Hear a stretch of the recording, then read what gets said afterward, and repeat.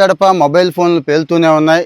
ఈ రోజుకి కూడా ఛార్జింగ్ దగ్గర నుంచి చాలా ఇష్యూస్ ఉన్నాయి. ముఖ్యంగా ఫ్రిడ్జ్లు అండి. అంటే ఒక మొబైల్ ఫోనే కాదు, ఎలక్ట్రానిక్ వస్తువుల్లో పేలే గుణం చాలా వాటికి ఉంటుంది. కొన్ని జాగ్రత్తలు తీసుకోవాలి. వేసవి కాలం వస్తుంది కదా, ఫ్రిడ్జ్ వాడకం చాలా పెరుగుతుంది. అన్నీ అందులో కుక్ చేస్తాం, అన్నీ కూడా అందులో నుంచే తీసి తినే అలవాటు కదా, అది చాలా ప్రమాదం. అది తర్వాత చెప్దాం. ఈ ఫ్రిడ్జ్లు కూడా పేలిపోయే అవకాశం ఉంది. మనం వార్తల్లో చదువుతున్నాం కదా, అక్కడ ఇక్కడ పేలుతున్నాయని చెప్పి. దానికి కొన్ని కారణాలు ఉన్నాయండి. ఒక ఎక్స్పర్ట్ చెప్పిందే మీకు షేర్ చేస్తున్నాను. అందరం చెక్ చేసుకుందాం. ఒకసారి అయితే చెక్ చేసుకుందాం. ఈ పేలడానికి కారణాలు ఏంటి అంటే, యాక్చువల్గా ఫ్రిడ్జ్ మొత్తం పేలదండి. ఫ్రిడ్జ్ వెనకాల ఒక కంప్రెషర్ అనే ఒక యూనిట్ ఉంటుందండి. ఆ కంప్రెషర్నే అంటే అదే కూలింగ్ గ్యాస్ని మనకి ఫ్రిడ్జ్ లోపలికి సప్లై చేస్తుంటుంది. ఆ కూలింగ్ గ్యాస్ వల్ల లోపల ఉన్నవి తాజాగా ఉంటాయి. మరి ఈ కంప్రెసర్ మీద ఎక్కువ ప్రెజర్ పడితే ఆ కంప్రెసర్ పేలిపోతుంది. మామూలుగా కాదు, బాంబు పేలిన లెవెల్లో పేలిపోతుంది. ఒక్కొక్కసారి ఇల్లు కూడా కూలిపోతుందండి. ఆ సంఘటనలు జరిగాయి. సరే, ఏం చేయాలి అంటారా?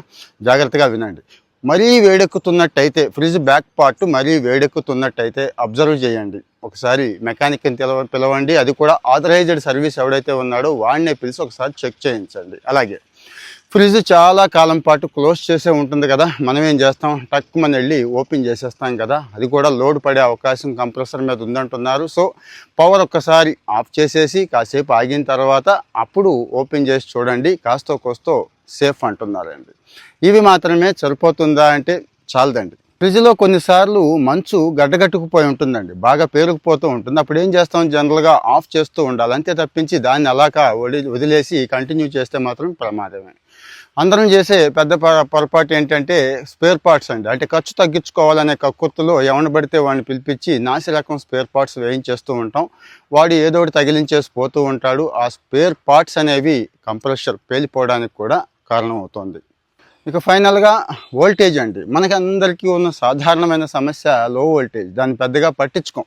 ఏ స్టెబిలైజరో ఏదో నాసిరకం కింద వాడేస్తాం. లో వోల్టేజ్ ఉన్నా కానీ జాగ్రత్త పడాల్సిందే. ఈ ఫ్రిడ్జ్ విషయంలో జాగ్రత్తలు తీసుకోకపోతే, ఎందుకంటే ఫ్రిడ్జ్ చుట్టూ ఎప్పుడు మనుషులు ఉంటారు, మనం ఉంటాం, ఆడవాళ్ళు ఉంటారు, పిల్లలు కూడా ఉండే అవకాశం ఉంది. కాబట్టి ఇలాంటి సందర్భాల్లో, ఇక్కడ చెప్పుకున్న ప్రత్యేకమైన సందర్భాల్లో, ఈ సందర్భాలంటే ఈ లక్షణాలు ఉన్నాయి చూడండి, ఇవి మన ఫ్రిడ్జ్కి గనక ఉంటే ఎందుకైనా మంచిది. 400-500తో అయిపోతుందిగా. ఒకసారి వాడిని పిలిచి చెక్ చేయించేసుకుంటే అయిపోతుంది. ఎందుకు ఎంతగా చెప్తున్నానంటే, మీకు తెలుసు ఫ్రిడ్జ్ ఎంత వద్దు తాజాగా తినండి అన్నా కూడా వండనివి అన్నీ కూడా అందులోనే తోసి అవే తింటున్నాం.